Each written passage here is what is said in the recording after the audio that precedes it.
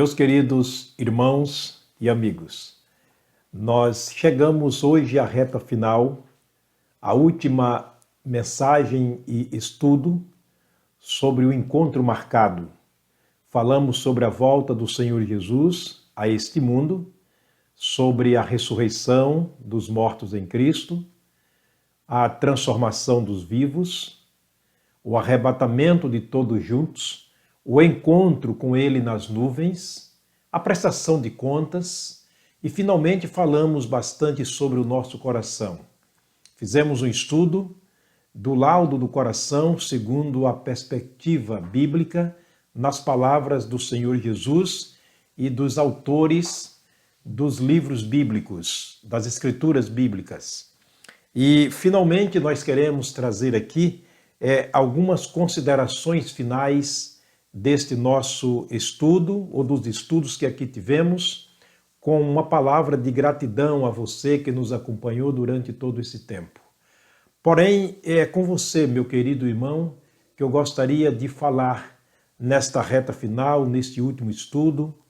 Nós que um dia fizemos uma profissão de fé, de seguir a Jesus, de amá-lo de todo o nosso coração, de honrá-lo, glorificá-lo através das nossas boas obras, das nossas ações.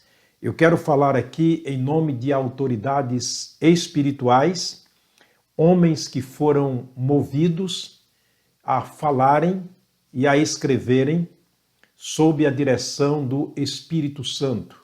Algumas instruções e alguns pedidos e ordenanças que eles deixaram para nós, e gostaria de estar aqui trazendo ao seu coração, ao nosso coração, especialmente nesta reta final do nosso estudo sobre encontro marcado e, quem sabe, a reta final também da nossa vida e permanência nesse mundo, para não perdermos tempo de testemunhar desse grande Deus, desse grande Salvador que nos salvou na pessoa do Senhor Jesus, pelo alto, grande, perfeito e substituto sacrifício que ele fez por nós na cruz do Calvário.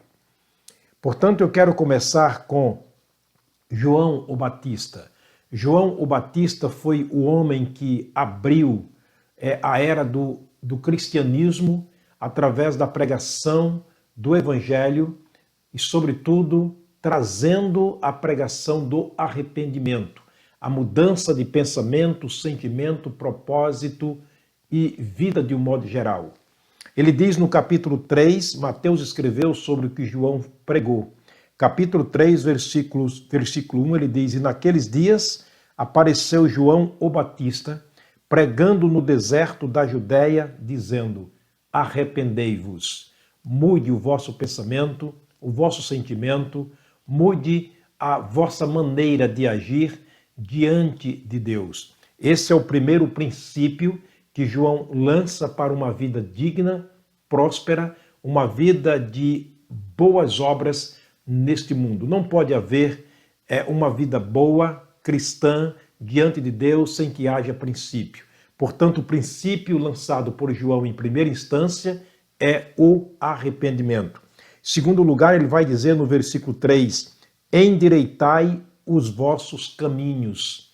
Portanto, o arrependimento nos conduz a um caminho reto e direito diante do Senhor.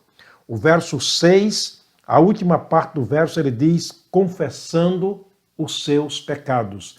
É um outro princípio que ele lança para aqueles que se arrependeram, aqueles que endireitaram seus caminhos, aqueles que estão procurando glorificar a Jesus e a Deus através da sua vida pelas boas obras, é confessar os pecados, reconhecer os pecados e confessá-los.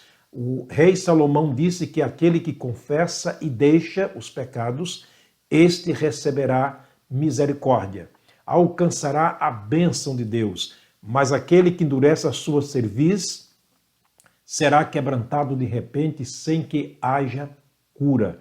Portanto, a confissão de pecado é uma das condições, como princípio lançada por João o Batista, como uma vida de praticidade cristã durante o tempo que vivemos aqui neste mundo.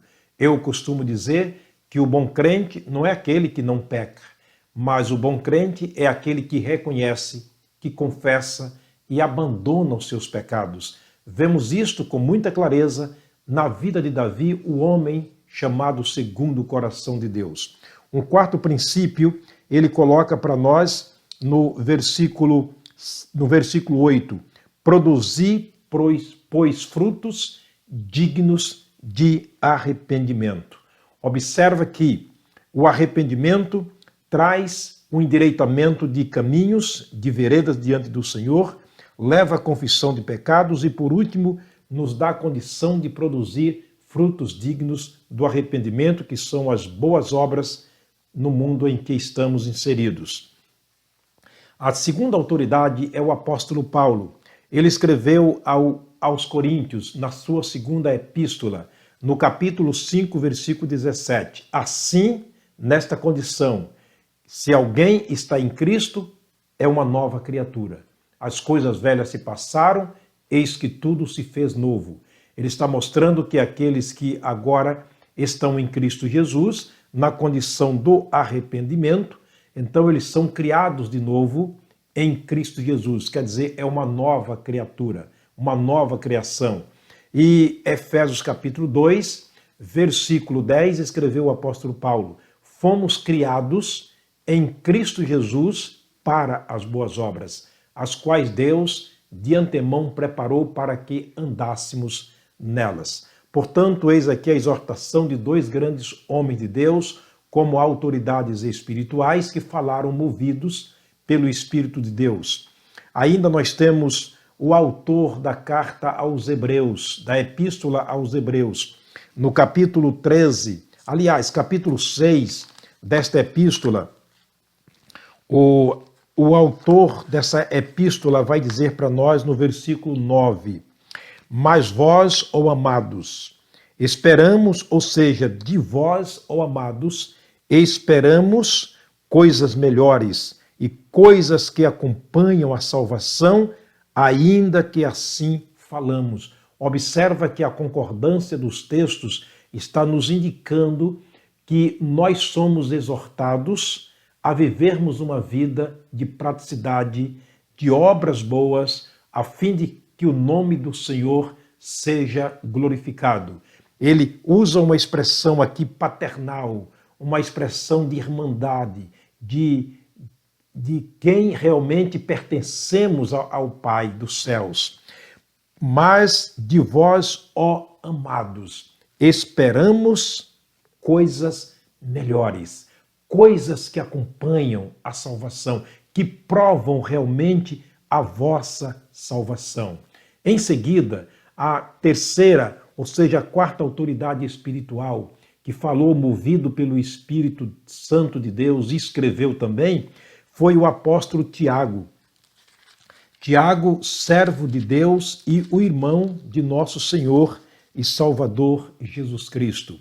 Ele disse no capítulo 2, versículo 18: mas dirá alguém, tu tens a fé e eu tenho as obras. Mostra-me a tua fé sem as tuas obras e eu te mostrarei a minha fé através das minhas obras. Portanto, observa que o conjunto de textos que estamos lendo aqui é como que uma palavra de exortação, uma palavra de exigência da parte do Espírito Santo a nós que cremos em Jesus para uma vida prática, uma vida cristã que venha honrar a Deus através das nossas obras.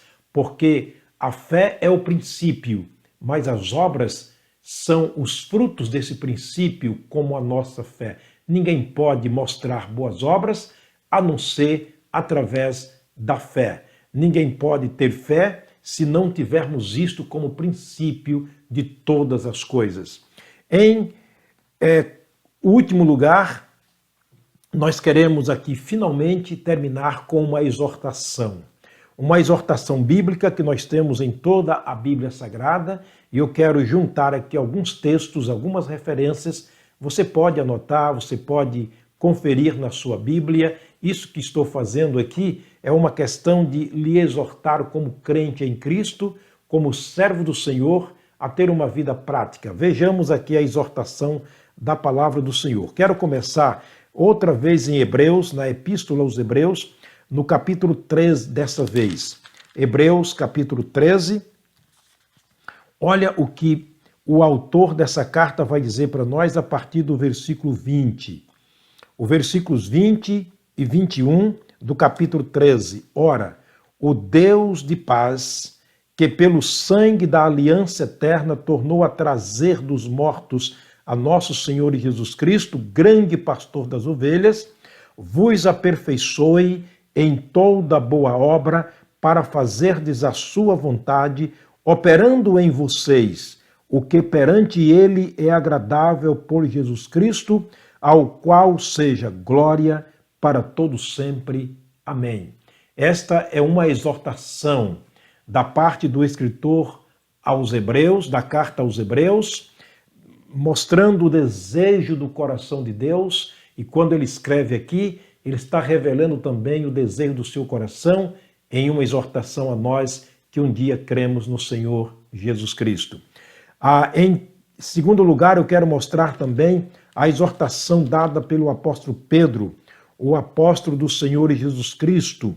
Ele escreveu no capítulo 1 da sua primeira epístola, os versículos 16 a 19, ele nos exorta dizendo o seguinte: portanto está escrito, sede santos, porque eu sou santo. Ele está repetindo uma palavra do Velho Testamento, na palavra do próprio Deus para o seu povo, dizendo, olha, sejam santos, porque eu também sou santo. O verso 17 ele diz, se invocais por Pai, aquele que, sem acepção de pessoas, julga segundo a obra de cada um, andai em temor, durante o tempo da vossa peregrinação, sabendo que não foi com coisas corruptíveis como prata ou ouro, que fostes resgatados da vossa vã maneira de viver, que por tradição recebestes de vossos pais. Verso 19, mas com o precioso sangue de Cristo, como de um cordeiro imaculado e incontaminado. O verso 23 ele diz, sendo de novo gerado não de semente corruptível, mas da incorruptível pela palavra de Deus, a qual permanece, ou seja, a palavra de Deus viva, que permanece para sempre. Que exortação linda e maravilhosa o apóstolo Pedro está nos dando aqui, juntamente com uma certeza absoluta de que nós não somos de nós mesmos, de que servimos ao Deus santo e verdadeiro e dele fomos gerados da palavra viva que permanece, a semente incorruptível. Ainda eu quero mostrar também, nas palavras do próprio Jesus, uma exortação de Jesus a nós, que um dia professamos o nome dele e prometemos em nome dele honrá-lo, glorificá-lo através das nossas obras. Ele deixou para nós aqui no capítulo 5 de Mateus, e Mateus, movido pelo Espírito Santo, escreveu aqui a exortação de Jesus feita a nós. Capítulo 5, versículos 14 a 16. Ele disse, vós sois a luz do mundo. Não se pode esconder uma cidade edificada sobre uma montanha ou monte. Nem se acende a candeia e se coloca debaixo do alqueire, mas no velador, e dá luz a todos que estão na casa. Verso 16, ele termina dizendo, assim resplandeça a vossa luz diante dos homens, para que vejam as vossas boas obras e glorifique a vosso Pai que está nos céus. Assim resplandeça a vossa luz diante dos homens, para que vejam as vossas boas obras e glorifiquem a vosso Pai que está nos céus. Paulo também exortou-nos na carta aos Filipenses, no capítulo 2, olha o que Paulo vai dizer para nós aqui nos exortando a essa vida de praticidade cristã, de boas obras, de glorificar a Deus através dos nossos feitos. Filipenses capítulo 2, versículo 15, ele vai dizer para nós o seguinte: para que sejais irrepreensíveis e sinceros, filhos de Deus inculpáveis, no meio de uma geração corrompida e perversa, entre a qual resplandeceis como astros no mundo. São exortações bíblicas de homens que viveram com Deus, que tiveram uma experiência com Deus, ou que representaram a pessoa de Deus, como no caso o nosso Senhor e amado Salvador e Jesus Cristo. Finalmente, João escreveu no Apocalipse as palavras do próprio Jesus no capítulo 22, Apocalipse capítulo 22, faço questão de ler, tem um versículo de cor, mas gostaria de ler a fim de que a gente possa aproveitar bastante pontos e vírgulas daquilo que foi escrito aqui. Apocalipse 22, versículo 12, disse Jesus e João escreveu: e eis que cedo venho, e o meu galardão está comigo para dar a cada um segundo a sua obra. Versículo 13 ele diz: eu sou o alfa e o ômega, o princípio e o fim, o primeiro e o derradeiro. São exortações dadas a nós que um dia, como já disse, professamos diante dos homens, diante do mundo, seguir ao Senhor Jesus na praticidade de boas obras, com a finalidade de glorificar o nome do nosso Senhor e Salvador Jesus Cristo. Finalmente, eu quero ler a exortação do apóstolo Paulo, quando escreveu aos Coríntios, na sua primeira epístola, no capítulo 15, versículo 58, ele diz o seguinte: portanto, meus amados irmãos, sede firmes e constantes, sempre abundantes na obra do Senhor, sabendo que o vosso trabalho ou a vossa obra não é vão no Senhor. Meus amados irmãos, que Deus nos dê a graça de vivermos neste mundo de maneira digna, de maneira honrosa, glorificando ao nosso Deus, vivendo para honrar o seu nome, glorificar o seu nome através das nossas obras, na certeza de que um dia, naquele encontro marcado, estaremos diante dele e ali prestaremos conta de todas as nossas obras, de todos os nossos atos como cristãos praticados e praticadas neste mundo. É claro que algumas delas serão queimadas, mas algumas delas valerão o galardão. Como disse João do Apocalipse, para que não perca o vosso galardão, mas o recebamos por inteiro. O Senhor te abençoe, o Senhor te guarde. Eu quero terminar orando mais uma vez, rogando a graça de Deus para nós, que vivemos neste mundo mau, neste mundo de contradição, que possamos aprendermos a vivermos na contramão do mundo, a fim de agradarmos ao Senhor. Vamos orar. Pai querido, Pai de amor, eu quero agradecer, ó Deus, por chegarmos até aqui, na reta final destas mensagens e estudos falando sobre o encontro marcado. Deus, eu quero orar especialmente pelos meus irmãos em Cristo que um dia professaram diante do mundo seguir ao Senhor, servir ao Senhor, honrar ao Senhor através das suas vidas.